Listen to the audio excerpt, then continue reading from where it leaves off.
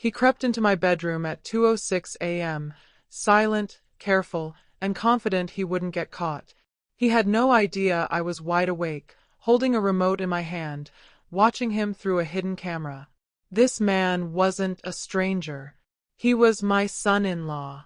The same man who kissed my daughter goodnight, then tried to steal from her own mother while she slept. But what he didn't know, I've seen con men like him before. I used to chase them for a living, and tonight, he picked the wrong woman to mess with. My name is Miriam Brooks. I'm 68 years old, a retired forensic accountant, and a widow for nearly 10 years. Most people in the neighborhood just know me as the lady with the neat hedges and a garden full of peonies. I've spent the last decade in quiet solitude, reading, baking, pruning roses, minding my own business. And honestly, I liked it that way. Then came Lena, my only child, fresh from a messy divorce, her eyes tired but her spirit still trying to rise. Of course I opened my home to her. She's my daughter. There was no question. 3 months later, she met him. Tyler. Tall. Clean-cut. A real charmer. The kind of man who always seems to have the right thing to say, the perfect smile for every occasion. Too perfect. He brought me flowers on his first visit. Not peonies. Roses. Expensive ones, which told me he didn't pay attention. He called me ma'am, and complimented my impressive bookkeeping background like it was something he read off a cue card. But what truly made my spine tingle was the way his eyes flicked around the room, cataloging things. My bookshelf. The lockbox on the end table. Even the framed certificate on my wall. I noticed it all. But Lena was glowing, laughing again, cooking in the evenings, singing in the kitchen like she used to when she was a teenager. That alone made me swallow my doubts. So when she told me they were getting married, I smiled. I didn't clap. I didn't throw a party. But I smiled. After the wedding, they moved into the guest house in my backyard. It was supposed to be temporary. Tyler jumped right into helpful husband mode, offering to handle minor repairs, mow the lawn, and even help manage my bills. At first, it seemed harmless. But soon he was asking about my retirement accounts, my life insurance policy, my will. One night over dinner, he said something that stuck with me. You know, Miriam, you should let me help you consolidate everything. Make it simpler. One safe deposit box. One folder with all the important stuff. I raised my glass and said, "That's kind of you, Tyler. I'll think about it." But I wasn't thinking about anything. I was watching. Because I'd seen that look before. The one that says, "This old lady won't know what hit her." And trust me, that's exactly what he got wrong. It started small. A drawer I knew I'd shut was open a crack. The lamp on my nightstand, which I always left on a soft glow, suddenly switched off when I came back from the garden. My printer was mysteriously low on ink, though I hadn't printed a thing in weeks. I brushed it off. Seniors forget things, right? But then one afternoon, while trimming back the azaleas outside my study window, I caught a reflection in the glass. Tyler inside, standing by my desk. I hadn't heard him come in. I ducked lower and watched through the leaves as he held his phone up, snapping pictures of something in a folder. My tax records, I realized later. I didn't confront him. Instead, I started locking every drawer. I installed a trail camera in my office, one of those disguised as a digital clock. I swapped the real documents for decoys and left them in plain sight. And I waited. One evening, I claimed I had a migraine. I stayed upstairs in my room while Lena and Tyler made dinner in the guest house. But I didn't rest. I lay on the floor, pressed my ear to the vent that connects to their living space below. At first, just clinking silverware. Then, voices. Tyler. She's loaded, Lena.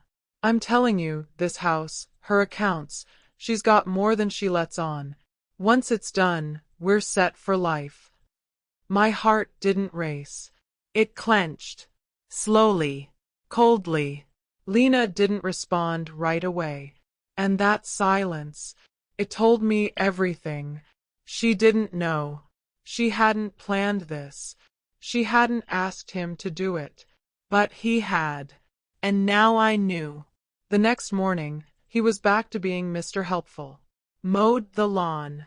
Offered to bring in the mail. But I noticed how his eyes kept drifting to the key rack in the kitchen, to the drawer where I used to keep my safe deposit box slips. I baked a pie that afternoon. Cherry, his favorite.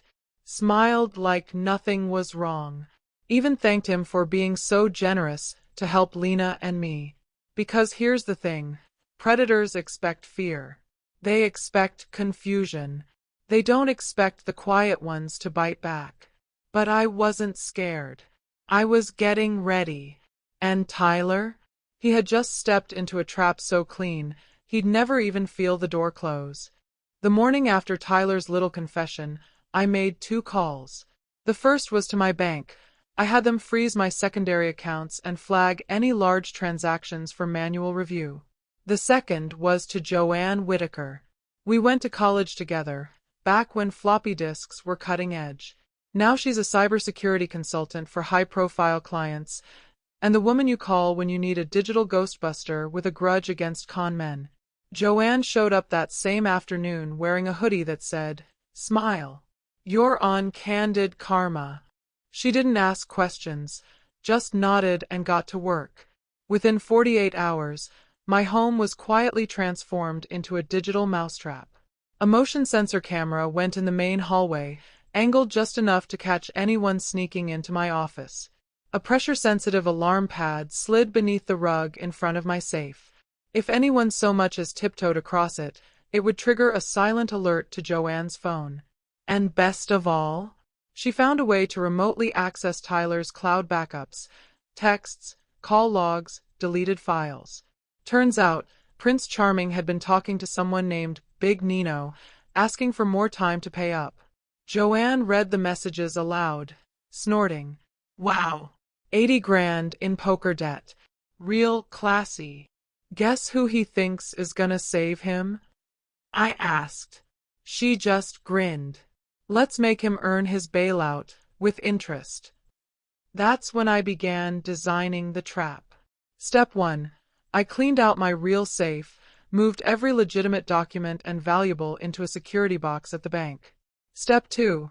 I brought in an old decoy safe, a beat-up thing I'd picked up at a garage sale years ago, and filled it with junk, expired bonds, some old foreign currency from the 80s, and about $12,000 in pristine Monopoly money. On top, I placed a manila envelope labeled, in bold red marker, Will. Confidential. Do not copy. Inside that envelope was a GPS tracker about the size of a paperclip. Then I played my final card. I told Lena over dinner that I had a short overnight trip planned to see an old friend in Vermont. Just a quick getaway, I said. House will be empty. Keep the doors locked. She kissed me on the cheek and told me to have fun. But I never left. I parked my car 3 streets over, climbed into Joanne's SUV, and waited with a thermos of coffee and night vision goggles. At exactly 2:46 a.m., the hallway sensor pinged. And the game began. At exactly 2:06 a.m., the alert came through. Joanne's screen lit up, and so did my pulse. Tyler had entered through the side door, quiet, calculated, dressed in black like a dollar store cat burglar. Gloves on. Hoodie up. A flashlight between his teeth like he was starring in his own low-budget heist movie. From our surveillance van parked 2 houses away, I watched it all in real time. He moved through the hallway with practiced precision, slipping past the first motion sensor. He paused in front of my office door, took a breath, then stepped inside, gingerly avoiding the center rug. Smart boy. He'd seen the pressure pad. Maybe even tested it. But what he didn't see was the second camera, cleverly tucked into the ceiling fan above my bookshelf. Wide angle. Crystal clear. Perfect for catching his every twitch, smirk, and greed-lit glare. He crouched before the decoy safe, cracked his knuckles, and picked the lock, something he was clearly too comfortable doing. A soft click. The door creaked open. He reached in and grabbed the manila envelope labeled, "Will, confidential." That's when it happened. Boom. A thunderous pop echoed through the house, and confetti, silver, gold, and blazing neon pink, erupted into Tyler's face with the force of a party cannon on steroids. He stumbled back, half-blinded, coated in glitter and disbelief. That was my cue. I pushed open the front door and calmly flipped on the hallway lights. Well, well, well, look who finally found the wrong door, I said, my voice as cold as the December wind outside. Tyler whipped around. His jaw hung open. I can explain. Don't bother, I cut him off, raising my phone. With a tap, the living room speaker came alive. She's got enough stash to wipe my debt clean. Just trust me, Lena. Once she's gone, we'll be set for life. His own voice, clear as glass, dripping with entitlement, his face drained of color. But the real gut punch was still coming, because just then, Lena appeared behind him. She had been asleep upstairs. But the confetti cannon? That was loud enough to wake the neighborhood. She stood there barefoot in her robe, staring at the man she thought she loved. She didn't yell, didn't cry, didn't throw anything. She just said, "You told me you loved her like a mother." Tyler stammered, "Lena, please, it's not what it looks like." She stepped back. "No, it's exactly what it looks like." And in that moment, I saw it. He wasn't just a thief anymore. To her, he was a stranger. And maybe, finally, he was. By the next afternoon, Tyler was gone. No dramatic goodbye, no apologies. Just a crumpled duffel bag and the faint smell of his cheap cologne lingering in the guest house. He didn't even have the decency to look us in the eye on the way out. Lena didn't say much. She stood at the window, arms folded, watching him disappear down the driveway. Then she turned to me and whispered, "Thank you for not letting him ruin everything." I didn't hug her. I just nodded. Because sometimes silence is the only thing wide enough to hold a heartbreak. That evening, we sat on the porch, the crickets buzzing, the teacups warm in our hands. No shouting, no sobbing, no need to explain the 100 things left unsaid. Just peace. For the first time in a long time, there was no tension in the air. No eyes behind my back. No unspoken suspicion simmering beneath polite smiles. A week later, Lena filed for annulment. She said the word like she was spitting out spoiled food. Clean break. No drama. I met with my lawyer that same week. Made a few adjustments to my estate plan. Now, buried in the fine print of my will is a new clause. If any party attempts to access this document fraudulently or with malicious intent, they shall be permanently disqualified from any inheritance, effective immediately and irrevocably.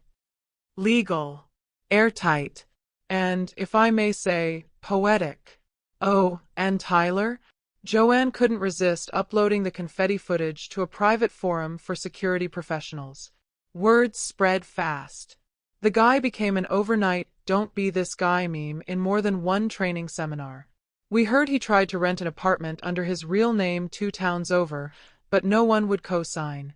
Something about a flagged background check and excessive glitter exposure. What can I say? Karma has a sense of humor and a good memory. As for me, I still tend my peonies, still bake on Sundays, still drink my tea the same way, 2 sugars, no pity. But I'm not just the quiet widow anymore. I'm the woman who saw the storm coming and built a house that didn't fall. I'm the mother who chose truth over comfort and protection over pretending. I'm a survivor. And believe me, I don't forget. If someone has ever underestimated you, used your love as leverage, or thought your silence meant surrender, remember this. You don't have to shout to win. You don't have to fight with fists to protect what's yours. Sometimes, the quietest person in the room is the one already setting the trap. Wisdom, patience, and a well-timed move can bring more justice than any scream ever could. Because the best revenge isn't chaos, it's clarity. Have you ever turned the tables on someone who thought you were weak? Share your story below. We see you.